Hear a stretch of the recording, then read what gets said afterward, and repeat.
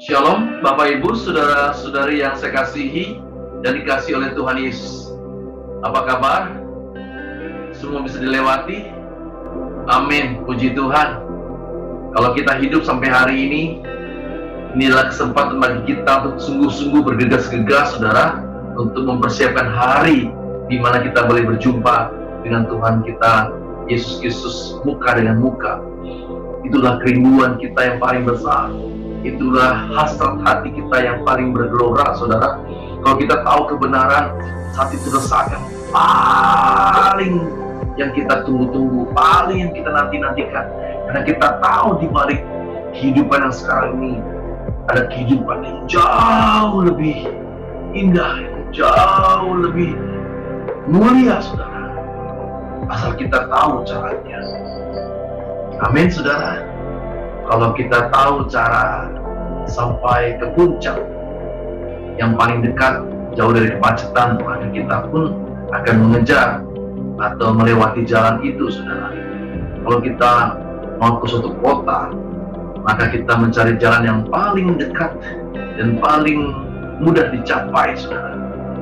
Nah, cara kita untuk mencapai apa dunia yang ada di balik dunia fana ini, saudara, hanya ada kita pelajari di dalam Injil, saudara, di dalam kitab Perjanjian Baru. Oleh karena itu, pastikan saudara untuk terus mempelajari, merenungkan, karena kalau kita sungguh-sungguh mengerti rencana Tuhan hidup kita, apalagi kita orang yang percaya, ini sungguh luar biasa, saudara. Mari kita buka Yohanes pasal 14 ayat 6, saudara. Yohanes 14 ayat 6. Kita buka Yohanes pasal yang ke-14 ayat 6. Judul tema hari ini adalah standar hidup orang percaya. Yohanes 14 ayat 6, kata Yesus kepadanya, "Akulah jalan dan kebenaran dan hidup. Tidak ada seorang pun yang datang kepada Bapa kalau tidak melalui aku." Saudaraku, banyak atau sebagian orang Kristen memakai ayat ini untuk mengklaim bahwa hanya orang Kristen yang bisa masuk surga, atau hanya orang Kristen yang selamat, saudara, sedangkan yang lain tidak selamat. Hanya orang Kristen yang masuk surga, yang lainnya masuk neraka, saudara, berdasarkan ayat ini. Ya, berdasarkan ayat ini, banyak orang Kristen yang mengklaim hanya orang Kristen yang masuk surga. Kalau pengertian selamat atau keselamatan dalam arti masuk surga, maka hal itu meleset, saudara. Kita akan pelajari hari ini, saudara. Tapi kalau keselamatan dalam arti sempurna seperti Bapa, serupa dengan Tuhan Yesus, atau Rasul Petrus mengatakan berkodrat ilahi, atau Rasul Paulus dalam Filipi mengatakan mempunyai kualitas yang sama dengan pikiran perasaan Kristus, itu baru benar, saudara. Nah, apa perbedaannya? Mari kita pelajari bersama-sama. Kalau kita lihat di dalam nats ini, ayat 6 ini, Yohanes 14 ayat 6 ini terletak di dalam konteks percakapan Yesus pada saat perjamuan terakhir dengan para rasul, para murid, ya saudara-saudara. Dan salah satu yang Tuhan bicarakan adalah di pasal 14 ini bicara mengenai rumah Bapa, ayat 1-5, saudara. Kalau kita pelajari sungguh-sungguh, rumah Bapa ini maksud Tuhan Yesus bukan hanya sekedar surga pada umumnya, saudara, melainkan hubungan eksklusif antara Bapa, Tuhan Yesus, dan orang-orang percaya yang memang sudah layak untuk hidup bersamanya. Nah, rumah Bapa berbicara tentang kerajaan Allah secara khusus, tempat yang khusus untuk mereka yang memerintah bersama Tuhan Yesus. Jadi bukan bicara mengenai surga pada umumnya rumah Bapa kalau Tuhan Yesus mengatakan, atau dalam pengertian Yesaya pasal 66 atau 65, atau pengertian 2 Petrus pasal yang ketiga ayat yang ke-13, atau Wahyu 21 ayat 1, bukan hanya berbicara mengenai langit baru dan bumi baru, saudara, melainkan spesifik bicara mengenai kerajaan Allah, atau dalam istilah Wahyu pasal 21, Yerusalem baru, saudara.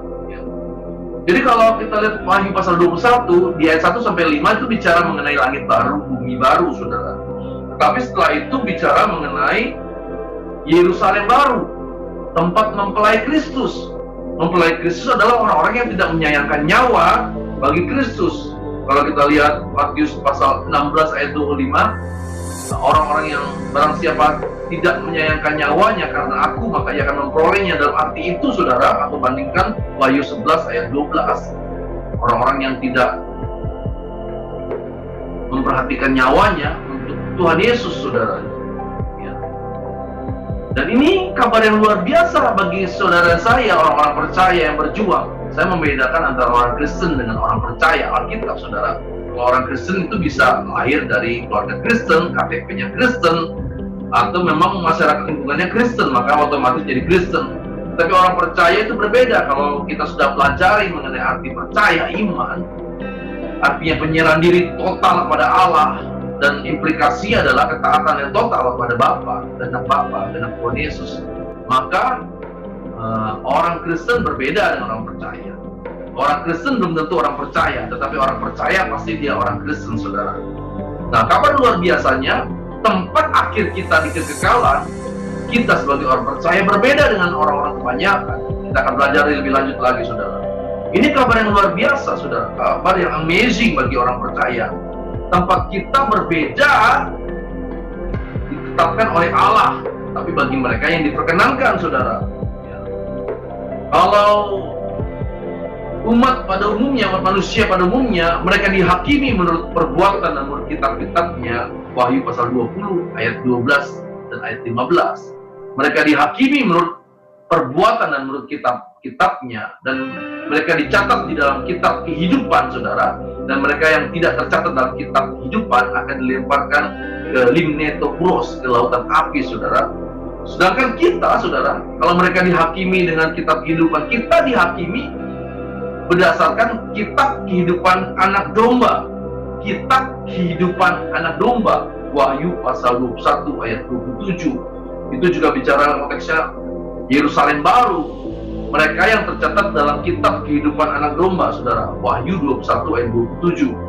Dan orang yang layak masuk Yerusalem baru adalah orang yang tercatat di dalam kitab kehidupan anak domba. Saya ulang-ulang, saudara, karena berbeda, saudara, kitab kehidupan dengan kitab kehidupan anak domba, saudara.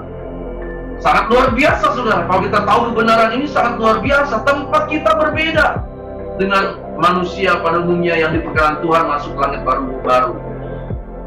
Oleh karena tempat kita berbeda di kekekalan, kita di kerajaan Allah, spesifik bersama Tuhan, makan sehidangan dengan Tuhan Yesus, memerintah bersama Tuhan Yesus. Sedangkan mereka ada di langit baru, bumi baru sebagai warga masyarakat, di mana kita yang memerintah bersama Tuhan Yesus. Maka, saudara, selama di bumi ini, Allah juga memperlakukan kita, mendidik kita berbeda dengan mereka pada umumnya, saudara. Oleh karena itu, kita tidak bisa hidup seperti orang beragama pada umumnya. Kita tidak bisa hidup seperti orang beragama pada umumnya. Kita harus punya kualitas lebih.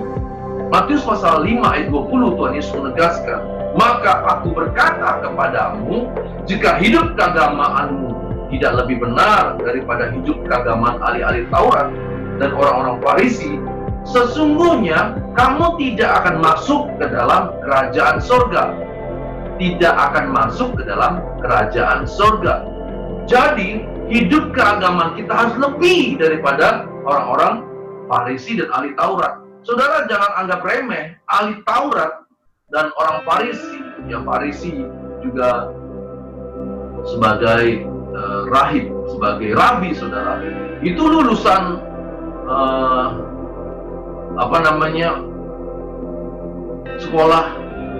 sekolah agama paling akhir, Bet Midrash, saudara. Ya. Dan lulusan itu lulusan orang-orang yang memang ahli, saudara. Dan orang yang masuk sekolah Bet Midrash itu adalah orang-orang yang pintar-pintar, orang-orang yang hebat-hebat, orang-orang yang terpilih dari masyarakat atau dari para pelajar yang pada umumnya, saudara. Ya. Termasuk Yesus juga masuk, maka dia dipanggil sebagai rabi. Orang mengenal dia sebagai rabi karena Tuhan Yesus lulus di sekolah ini, saudara, Bet Midrash ini, saudara. Nah, kalau kita bicara mengenai kualitas hidup, kalau Tuhan Yesus bilang di dalam Yohanes pasal 10 ayat 10, ya, B, aku datang memberi hidup, memberinya dalam kelimpahan, artinya memberi dengan kualitas. yang tinggi, yang supreme, yang optimal, saudara. Kualitas yang tinggi. Kalau kita hidup di dalam Tuhan Yesus, maka kita memang harus mencapai standar itu, karena kesempatan itu diberikan oleh Tuhan kepada kita, saudara. Dan kita dimentori oleh Roh Kudus, diberi petunjuknya di dalam Injil, saudara. Luar biasa, saudara. Kita diberi sarana yang lengkap, saudara.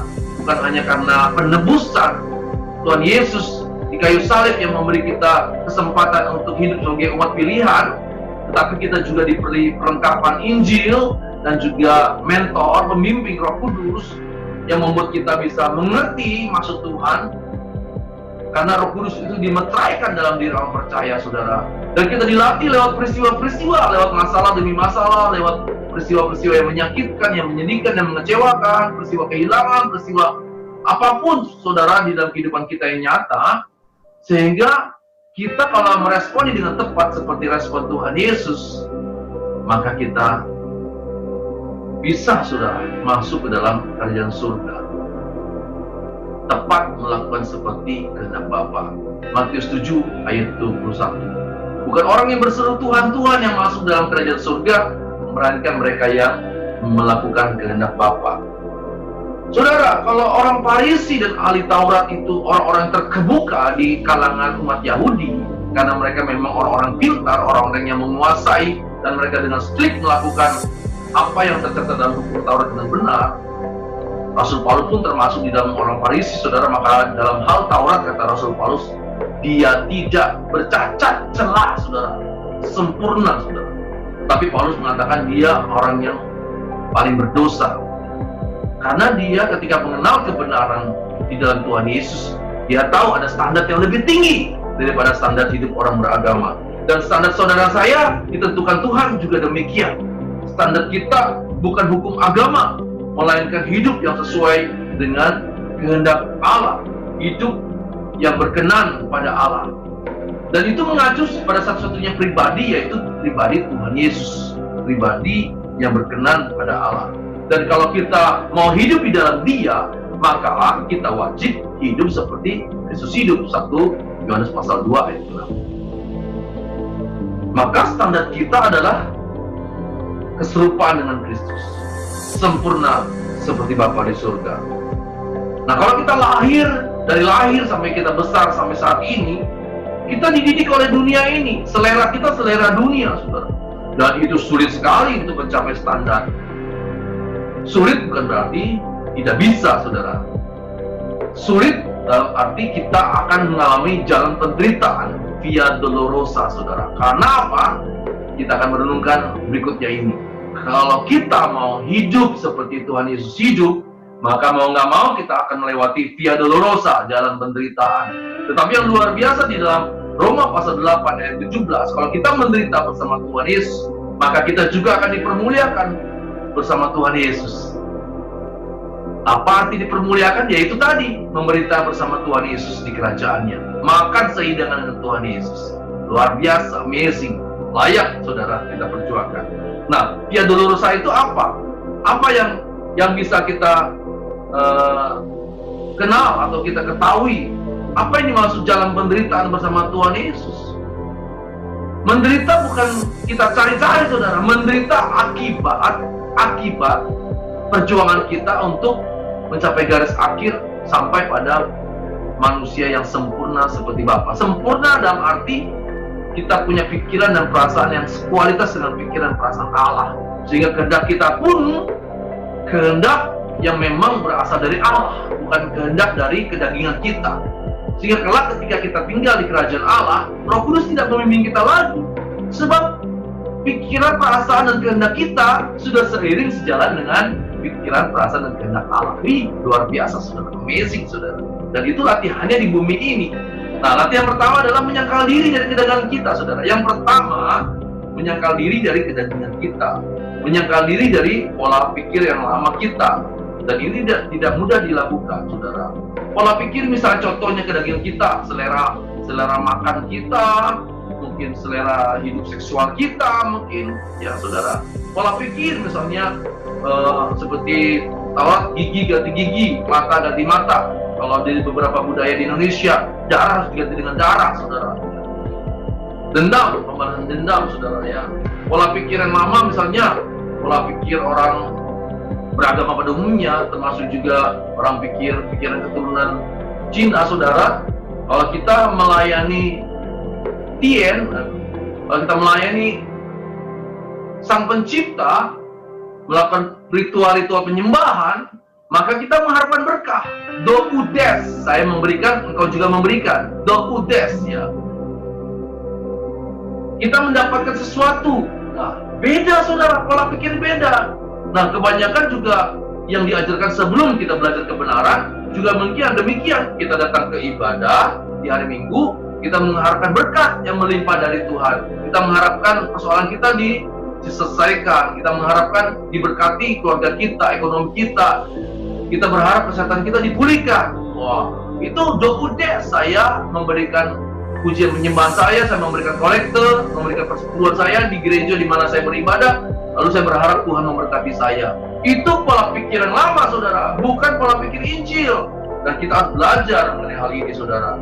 Dan proses ini perlu pembaruan terus-menerus yang harus kita pelajari hari lepas hari, waktu demi waktu, dan juga persekutuan yang intim dengan Allah. Tanpa itu kita sulit untuk memahami kebenaran Injil yang sesungguhnya. Dalam arti tertentu, kalau kita menyelesaikan tahap ini, kita selesai dengan diri kita sendiri, karena kita sudah melepaskan masa lalu kita. Ya, sesuatu yang belum beres di masa lalu kita selesaikan. Pengampunan, mengampuni diri sendiri, mengampuni orang lain yang pernah melukai dan merugikan kita, saudara. Sudah selesai dengan diri kita sendiri. Kalau kita masih mudah tersinggung, kalau kita masih mudah sakit hati, kalau kita masih iri dan segala hal, maka kita masih belum selesai dengan diri kita sendiri. Proses ini masih jauh, saudara. Ini baru langkah awal, penyangkalan diri. Kata Tuhan Yesus, kalau kau mau ikut aku, sangkal dirimu, pikul salib, ikut aku, saudara. Nah, langkah berikutnya adalah menyangkal diri dari keinginan untuk menikmati dunia ini, saudara. Kalau kita mau menikmati dunia ini, maka kita mau nggak mau harus bersahabat dengan dunia ini.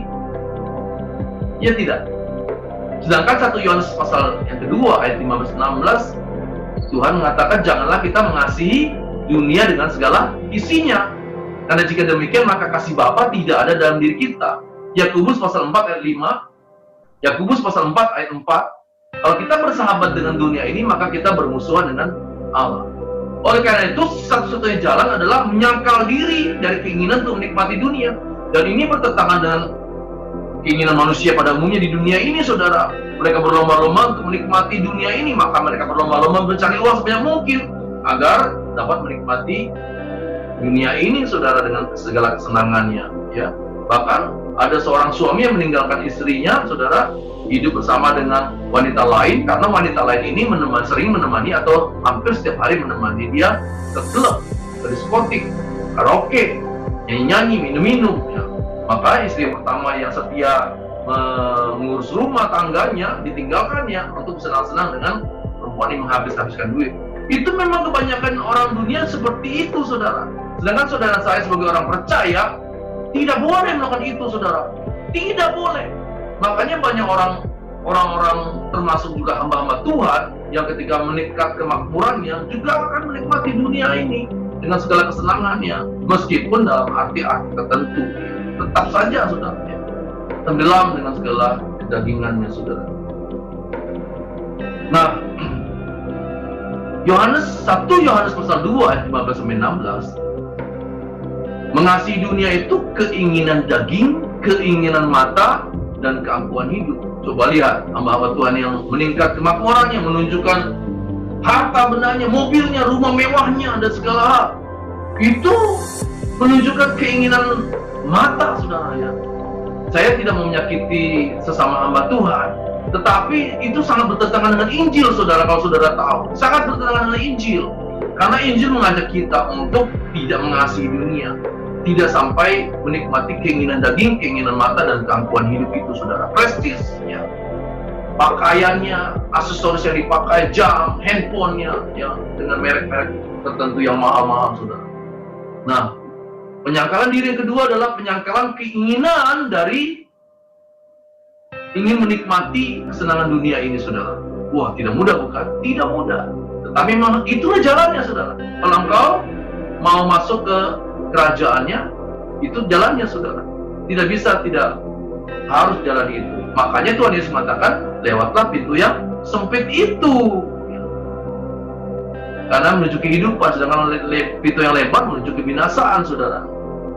Langkah yang ketiga, penyangkalan diri dari keinginan memiliki apa yang ada di dunia ini. Ya, kalau kita menyadari bahwa semua yang kita miliki ini adalah milik Allah, karena semua sudah ditebus oleh Allah, termasuk nyawa kita adalah milik Allah, maka kita adalah orang yang paling miskin di bumi ini. Berbahagialah orang yang miskin di bumi ini, karena mereka yang empunya kerajaan surga.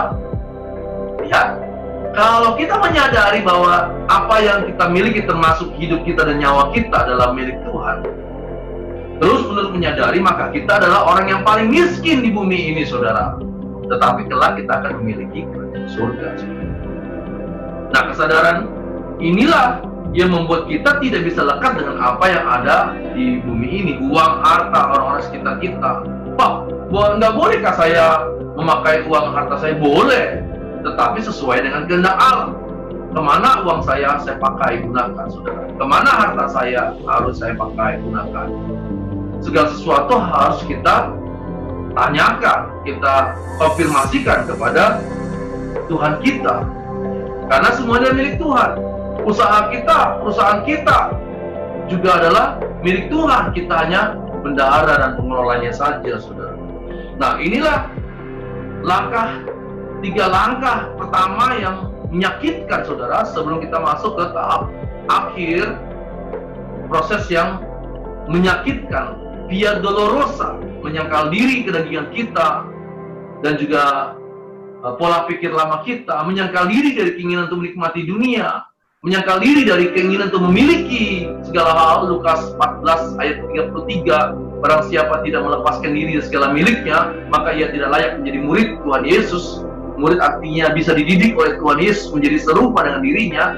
Kalau kita tidak melepaskan diri, tidak lekat, tidak bisa melepaskan diri dari apa yang kita punya, maka kita tidak bisa dididik oleh Allah, tidak bisa dididik oleh Tuhan Yesus. Ini langkah penderitaan, saudara. Tapi ini menderita bersama Tuhan Yesus,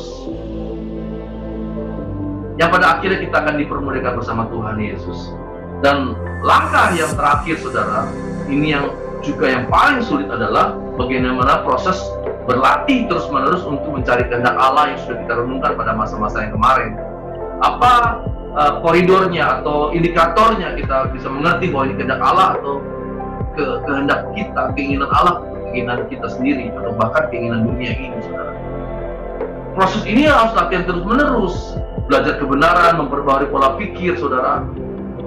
Baca Injil, merenungkannya, belajar kebenaran dari live streaming yang dibagikan, renungan-renungan harian dibagikan, saudara. Terus memperbarui pola pikir kita, khotbah-khotbah yang di-share oleh ketua sinode kita, saudara. Mari kita terus belajar, saudara. Dan juga kita membangun hubungan intim dengan Allah sendiri, hubungan intim dengan Tuhan Yesus, hubungan intim dengan Bapa di surga. Ini penting, saudara, sehingga kita punya frekuensi yang terus-menerus akhirnya sefrekuensi dengan Allah, saudara. Sehingga kita bisa mengerti kehendak Allah. Inilah perjuangan kita. Tidak mudah, saudara. Karena kehendak Allah atas diri saudara dan kehendak Allah atas saya berbeda, saudara. Kehendak Allah secara umum ada dalam Injil, saudara, Perjanjian Baru.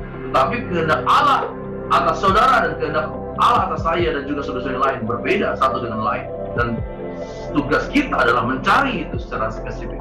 Setiap keputusan yang kita ambil harus berdasarkan kehendak Allah. Setiap respon yang kita ambil dalam peristiwa apapun, baik yang baik maupun yang buruk, harus sesuai dengan kehendak Allah. Rencana-rencana ke depan kita harus sesuai dengan kehendak Allah.